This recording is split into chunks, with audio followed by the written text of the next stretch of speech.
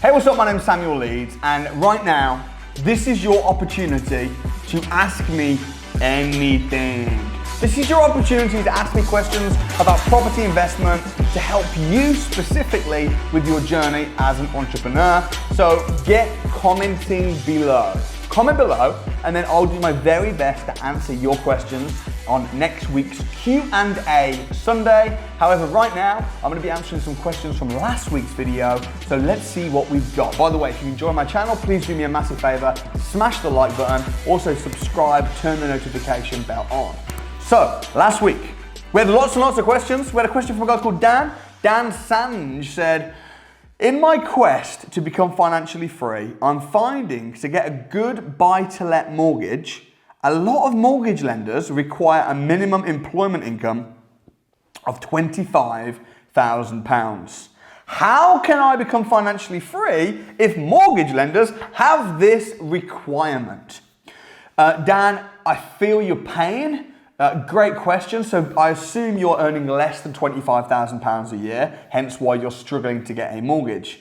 There are a lot of lenders out there that should lend to you on a mortgage where your earning is less than 25 grand. So first thing I would say is, rather than going to a bank or going to a lender like Santander or Halifax and saying, hey, can you give me a mortgage? You should find an independent mortgage advisor who is a broker. And when I say independent, that means that they're not a mortgage advisor that work for Lloyd's.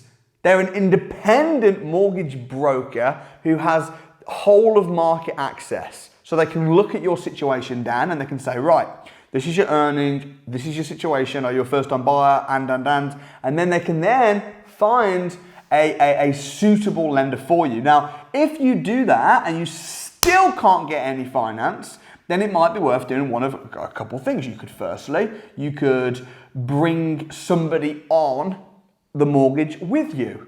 This could be known as something like tenants in common. If you speak to your mortgage broker about what tenants in common is, he'll explain or she'll explain how that works. You could joint venture with somebody.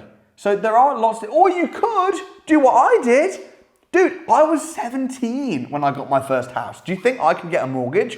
No. So what did I do? I found a family member who could host the property for me in their name, and then when I got to a suitable age in the future, we exchanged it. Now, to be fair, it was a bit of a nightmare exchanging it over into my name, which took years, but there's always a solution. So I hope that helps. Great question. Anything else you need from me, hit me up on Instagram, comment below, and I'll do my best to help. Okay, next. DPG! This is crazy because DPG is the dude behind the camera. And it's funny because he's my videographer, always asking me questions. I'm like, dude, that's a really good question. You know what? On Sunday at 7 p.m, there's this really cool thing called Q&A Sunday. I say it to all my videographers. So Darwin has actually got a question. Let's see what we got. How do you split 50-50 with an investor on a BRRR? Okay, so how do you split 50-50 with an investor on a BRRR? So I assume what David is talking about, you can tell me if I'm wrong because you're right behind the camera, is if you've got an investor that wants to put the money in and you're finding the deal and doing all the work, how do you split it? How do you structure it? Is that correct? Yeah. Okay, cool. So the first thing I would say is, if you've got an investor that's prepared to put the money in and they're saying, look, I've got the money, I want to put it in, the way I would probably structure it is I would set up a company. I would set the company up in both your name and in the investor's name, go 50-50, and then I would get the investor to loan the money to the company. So let's say me and you want to do a deal, right? And you go, hey Samuel, I found a deal, I'm going to manage it, I'm going to do everything, but Samuel, can you put your money in it? What we would do is we'd set up a company called Samuel and D Estates. I would put my £100,000 or whatever it was needed into the company as a loan. It's my money. I'm going to get that money back. It's loaned to the company. The company, which is 50-50 owned by us, buys the property, pushes the value up, refinances, then pay me back, but the company keeps the property. And the company keeps the rent, which is 50-50. Okay. Make sense? Makes sense. Awesome. All right, next. Martin Townsend says, I love your content, and the crash course I went to was great. Good, I'm glad you enjoyed the crash course. Well, if you've not been to the crash course, a little plug, it's free. I'm not even selling. It's not even an advert. It's free. It's on the house. So come on down to the Property Investors Crash Course. I'll be there personally. I'd love to meet you. I'd love to shake your hand, maybe give you an elbow pump or something, and help you in property. Okay, Martin says, I have a 6-bed HMO.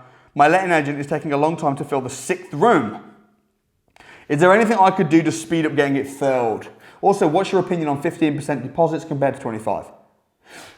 Okay, to get the 6th room filled, if you've got 5 people in there already, guaranteed one of those tenants will know somebody. So I would just say to all the tenants, I do a refer a friend scheme.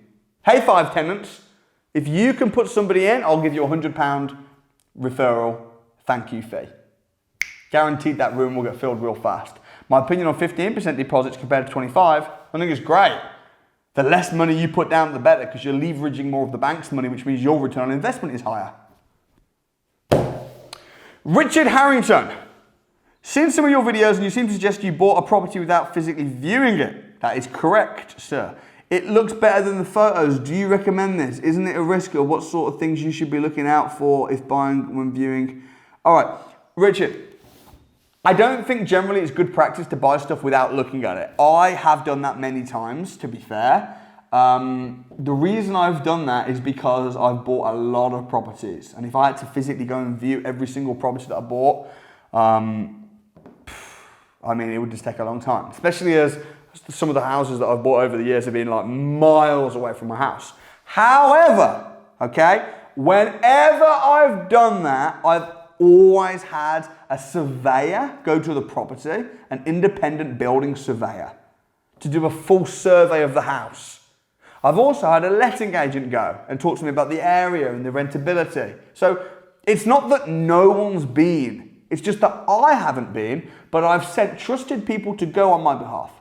So generally speaking, go to your house, view it before you buy it, 100%. Or if you're buying lots of houses and you physically haven't got the time to do that, then make sure that you're getting a survey on the property and hope that helps.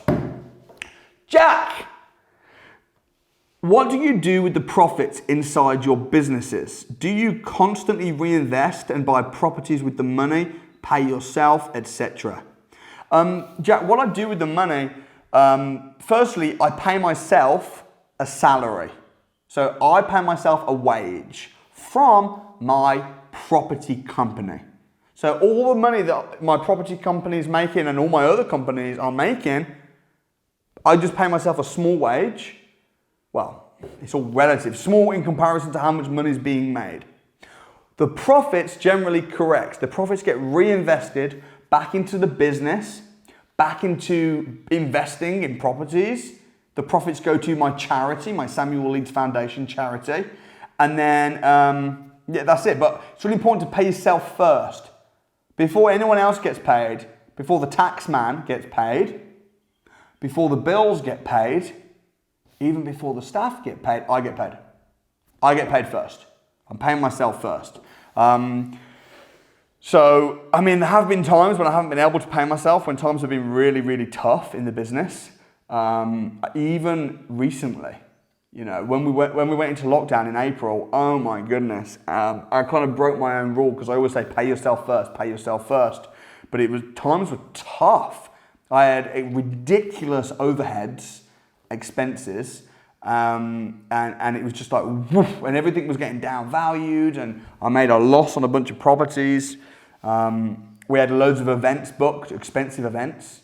It costs anywhere between 20 and 100 grand to put a big event on, and we had lots of events that we committed to paying for. It was really rough, and I actually took a hit, and for a period of time I didn't pay myself a wage, which was it was a really strange time. And I have as well, when I started out in property, when I was like 17, I didn't pay myself any money. Every penny I earned went straight back into petrol to go and view houses, to networking events, to hotels, to everything. I didn't get paid for ages. But so I think it does depend. But generally speaking, the structure of my business is I pay myself a wage. The wage doesn't change. The profits get reinvested back into the business, back into property, the bricks and mortar property itself, to build and grow, and then also to charity. So that's generally the case. Okay, Goku Black. I found a 1-bedroom flat in London for £196,000. Do you think that's a good price?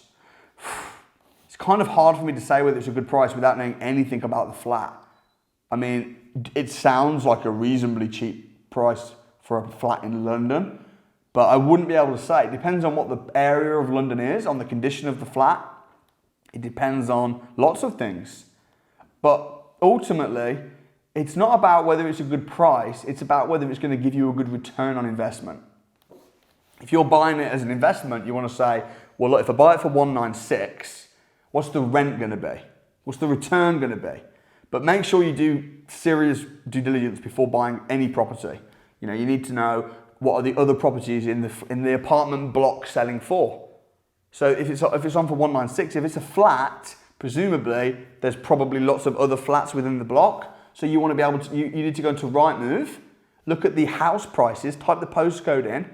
It's all free. You can do this online for free, and then look and see what else is selling in that block. And if there's lots of stuff selling for like 250, 300, 250, 300, 300, 350, and then you've got this for 196, then yeah, maybe it's a great deal. But do your research and make sure the return on investment is good. Okay, last question. If you've got questions, don't forget, comment below. Peter S. Hey, Big Sam. Not quite sure how I feel about being called Big Sam, but that's okay. Let's see what you've got to say. I have 7 buy-to-let properties currently giving me around £3,000 net profit per month, so I am financially free with a lot of help from your videos. Oh, that's good. I'm going to let you off now. I'm going to let you off calling me Big Sam. Some of the properties are rented by the room and some are single lets. How do I grow the portfolio now? How do I finance the growth? Should I approach my bank for asset lending facilities? Can you briefly break down how you grew your portfolio from the position I'm in to where you are now? Thanks, buddy. You're awesome. Okay, Peter, great question. So it sounds to me like you probably are a decent earner. You've probably got a good job or a business and you're making decent money, but you want to invest in properties. It sounds to me like you had some savings and you've now invested all of your savings into property. HMOs, single lets, giving you a really good return on investment, hence why you're making £3,000 plus a month. You're now financially free. Congratulations. The problem is now you are out of money. So what could you do? Well, you could save up more money, take the £3,000 a month and save it, and just slowly grow your portfolio. The problem is with that is that's a really, really slow way of doing it, and it's just not smart. What I did was I did a couple of things. Number one is I packaged and sold other deals to other people. So I got a lot of people are in your situation, Peter. They buy some houses, it's all good, but then they run out of money and they're like, oh, now I have to wait for the properties to go up in value before I can refinance. Going to the bank and asking them for a loan to invest in property probably won't work, because when you're investing in property, you're already getting mortgages. If you're getting a mortgage and then a bank is lending you the deposit, banks don't really like doing that.